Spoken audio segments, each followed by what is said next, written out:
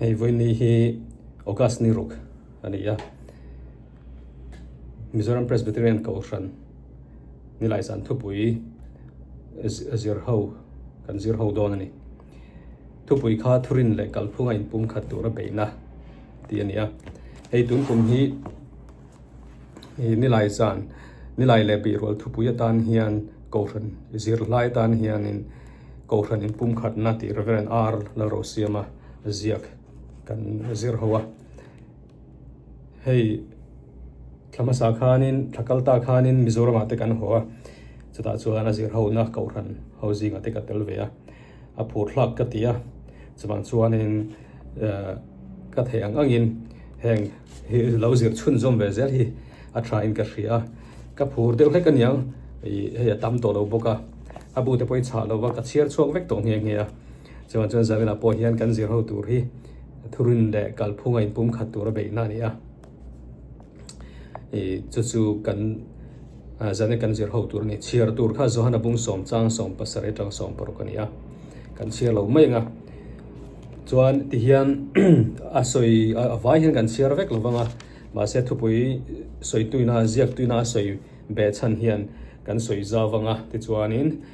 soi ho na tur atana aron chop chuat soi ho na tur aron chop chuat hi kan soi ho bok tur angai la thange ten apultan na chuan kumzabi somni na lo her chua chuan khovel ram sang sanga Kausan tenin pum khat na laman hoi ati thei ome Kausan in pum khat na chung chang har salai chu thurin le kalmang inang lo hiania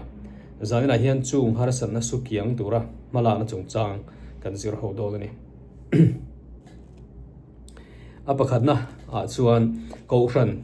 denomination Paul khat chunga in pum khat tura beina confessional unity antia Kausan kan ti hianin keinin Kausan kan ti top maya hei hi hlaya kan soidan tur bera chon denomination kan ti Paul angkha ania chuan Kausan chu kan ni vek me mas denomination sang kan om ani chuan khami beina tura Kausan Paul chu in pum khat tura beina I ta hianin kumsang hazariat somsar le panga a Londona in Alliance of Reformed Churches ARC anti te khangin zum khom chung chang te ziak tu hian aron soyatin reform Kausan kan han ti mai wan tu ve tho congregational Kausan point sang hazariat som ko le pakhat khan International Congregational Council ICC an din bokani chon khang Paul pani te ka sang hazak ko a som saria in zum khomin World Alliance of Reformed Churches WARC an din ta kumsang ni som WARC to Reform Ecumenical Council REC nen infinin WCRC World Communion of Reformed Churches anin siam tani Presbyterian kan ni wang te ponianga helai hian he reform Kausan lampang chung chang hi aron soya Presbyterian te hi chu tin Baptist te po Baptist tamber hi chu reform Kausan te po an nei ani chuan cha hran pa in sang ha ko le panga khan Baptist All Alliance te po an din ve ne Baptist somin ti chuan Paul rang denomination rang Methodist Kausan point sang ha ret som ret pakhat khan alo din boka conference sang zongin sang ha ko som nga le pakhat khan Methodist Council te po lo ding tin Lutheran Kausan te po alo ding le ta sang ha ko som li le pasari khan ni kha tiang in mu khom ni in zom khom na kha Lutheran World Federation an din le tin Pentecostal Kausan te hei Pentecostal kan ti hian UPC kan tiang chau hin lawa hei ai hina huap zau zo kani kovel mundang an soidana hi chuan an ni po hi Trinity ring tu te atamber hi chuan nia Pentecostal te kan ti charismatic kan tiang chi te po khan yang chu sanga se kwa som li le pasare khanin kovel pum huap in zom khomin Pentecostal World Conference an nei bokani heng kan zirta khi a then phe hi chu din na rei to heng hemi aron soitel lo po hi tam tak hi ding ti hi kan hriat apoi moi alanga achan chu heng Kausan chau hin zum khom emo in pum khat na lam beya ti ngai mai ol thei te po ni na langa hemiaron zialan lo evangelical big takin evangelical Kausan ho mo reform po hi evangelical kan ni ta ni chuan khanga po khanin in zum khom tura be hi le ta thok ho tura thok ho tu ra pathian chanchin abik takin chanchin thrashil na konga chutiang chon tho ho na hi heng lai a hetaron lang lo po hi Christian tam tak ko ran tam tak omani ti te po kha kan hriat atan tra thave ome tin chung zinga langsar zola chuanin hei Luzan movement te po antia Luzan movement te chu bilegraham atina andin khani chan abik takin chanchin tha puan dar na konga i mi te pathian thula li so chanchin tha la hrelo tena hriat an lo hriat ve theina tura ta na polding ani a heta tho ho na ngor i po ko ran in pum khan na hi a tha e poimo e tia in mu khom mai ni lo khan tum mu mal fel tak na in chanchin thrashil lama a thei anga i ti ho tu rai in zom khom pol Luzan movement khom boka tin helaya kan soi lang lan lo pakhat World Evangelical Alliance te po hi an liana chuan heng laia kan ron soi abik takin reform ko ran reform i churches council ho te pe hi chu tuna pe chuanin khovela hin alian pol an ni rengam lo ni chuan at tun huna chuan tun ma heti council ang pup ding to lovin a network ang zong ten an kala tin enge a movement ang zong ten an soi to ni a trong kam shrim sap trong hian hei council te kan ti pupa tuna kan zir hoa he chuan ma se heng te po hi a trong hi lui ve tran ing sap trong po hian heng te chun ni sang ha zariat som sari panga sang ha zira som pole pakhata ding te po lo ni ta a chuan tuna hian i tunan trong kam man dam taka chuan alliance mo ani lo pon a movement mo a network ang zoin chutianga in zom khom mo thok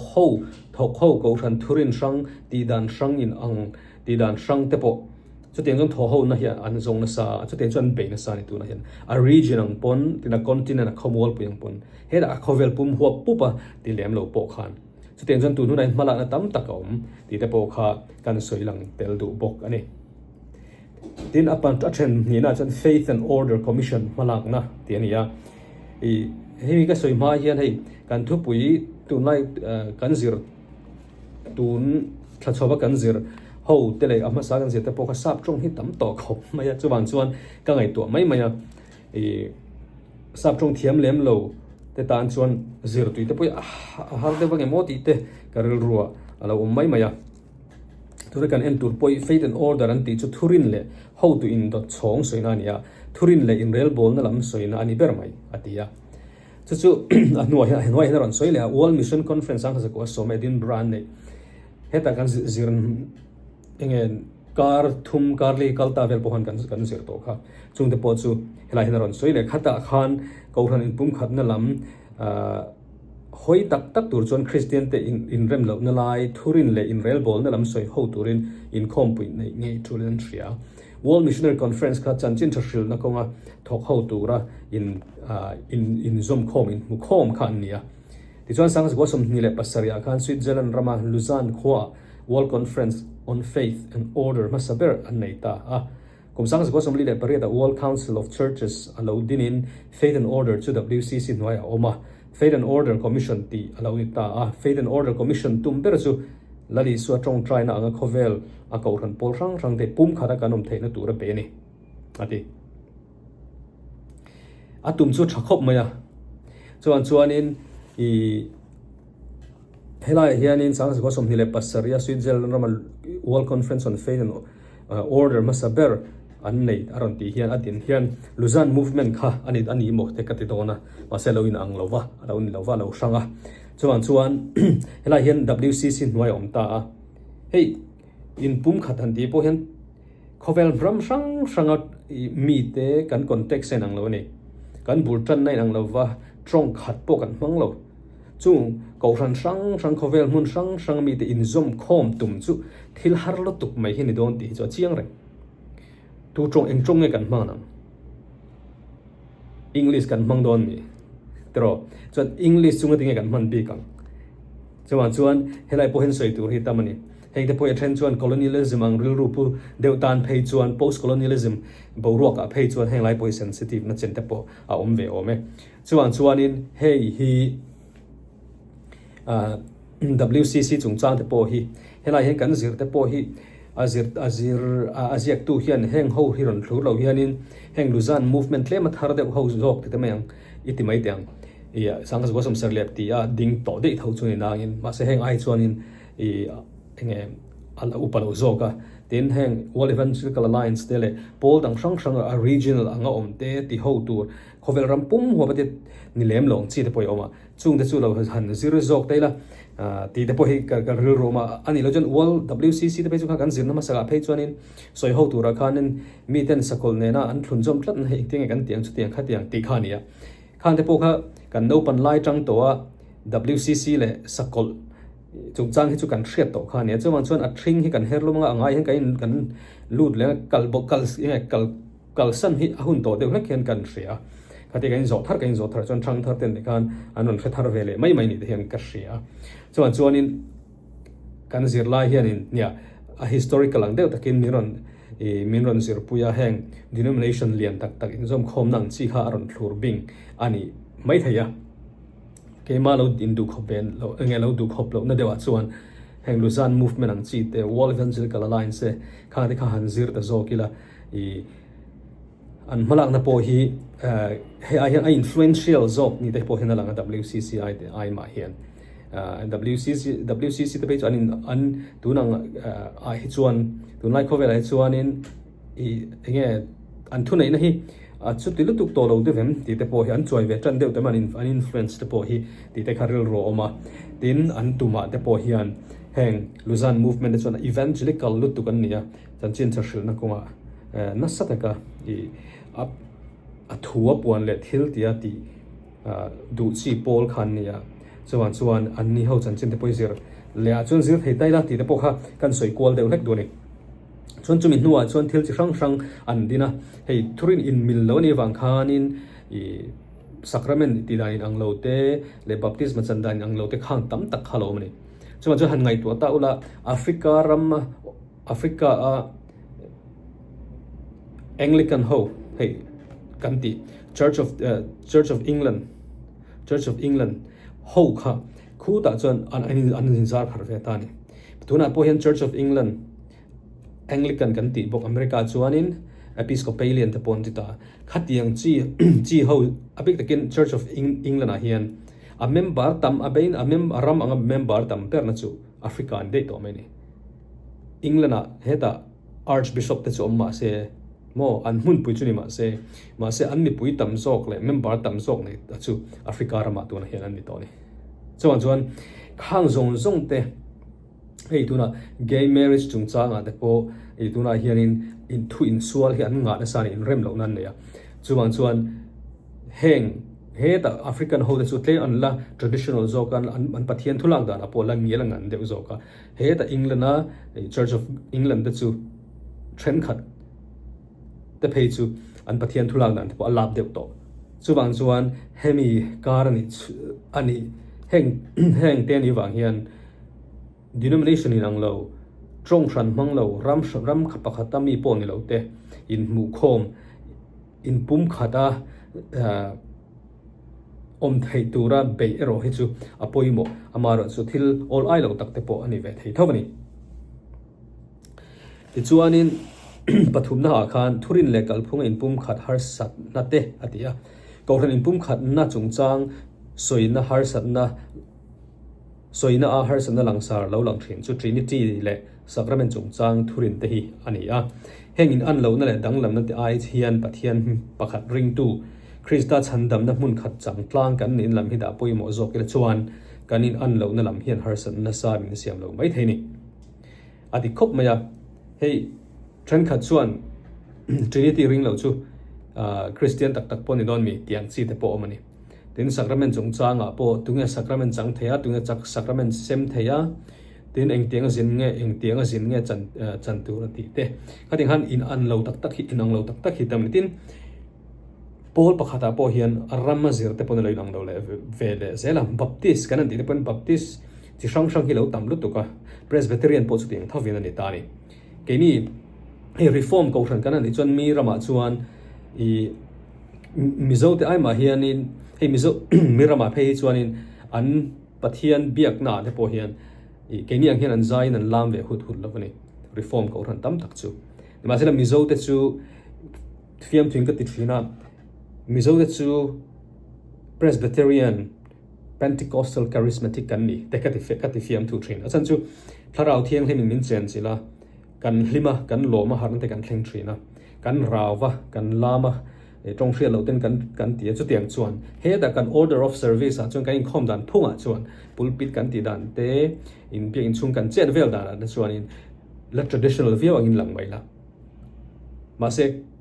reform atinan Scotland reform chu kain ang lo tu Welsh reform pe chu kain ang lo le tu le zo la ni tha chu kan culture kha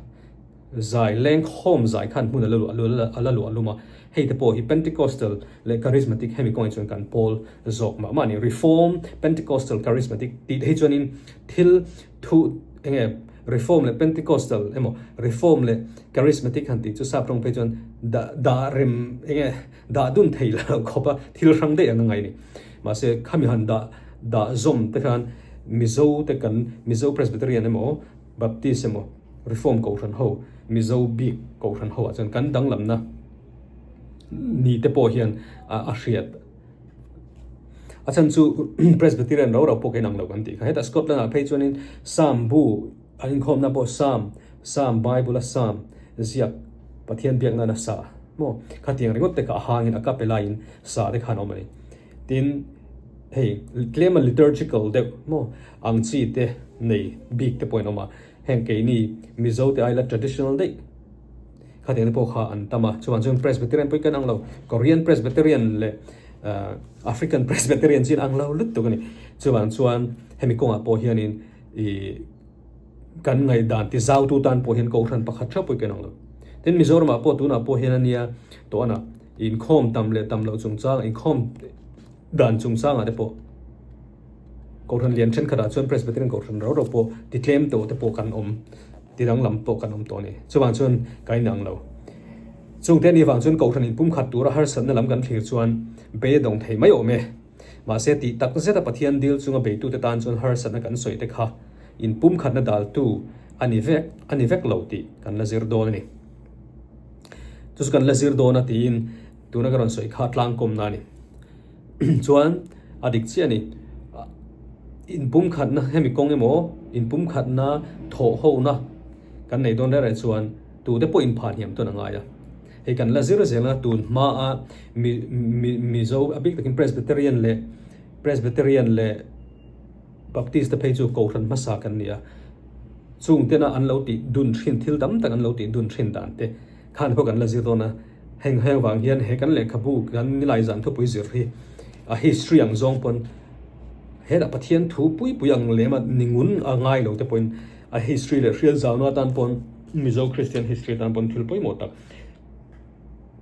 aron chep chuak na sa chuan khatiang zong ru te pon zir taila ale kha zirang te pon khatiang zong te kan ti taila a lo thak em kan hriat na ti zau thei tu tamani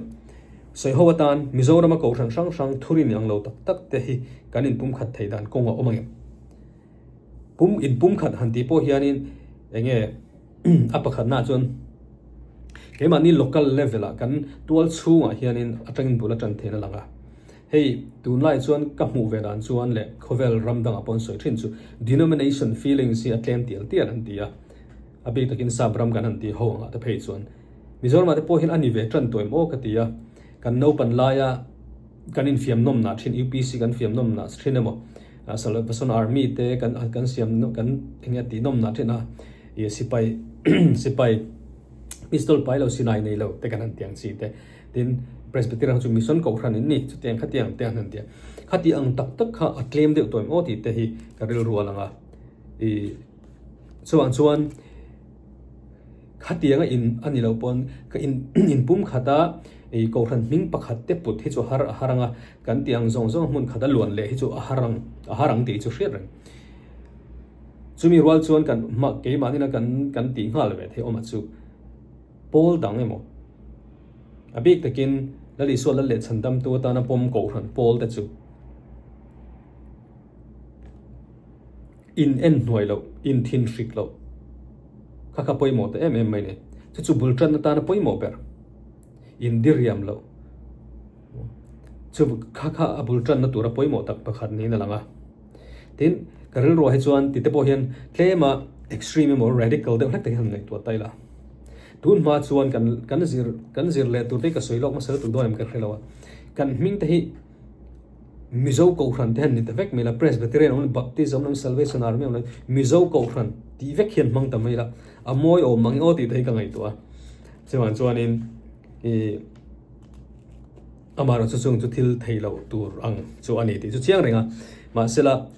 kan han soi tak tak chuan tun ma chuan chimlama baptism om ta marlama presbyterian kan om ta mar ko shan chim ko shan tia in ti mai thin khan ni chu kan la zir do na ka soi thil tuk lawang chuan Mizo ko shan kan han ti chuan kal sual ho pol kha kan rual lo lang mai the ma sela tu nuan ka ngai to mai thina nga tinge kan missionary ma sa te khanin Mizo ko shan kha min lo ti mai lo le ti te po hi ka ril ruwa an lang thar le a chu mission lampang missionary ril ruwa tangin kan chung te chu ka ril ruwa lang boka ko shan thurin le kalma kan dang lam te hi siam rem dan omangem siam rem dan a thei dan tamanga chu eng khoi thurin khange ti te po khanianga eng apostol thurin te hi in ngana tak tan Christian la in te nan tam tak chuan mang he da kan ti dan sakamen voin zar nge kan chanang ti ang ve le mo anim phum lo baptisma po ai ma khan kha thurin laimu tak kha siam rem ngai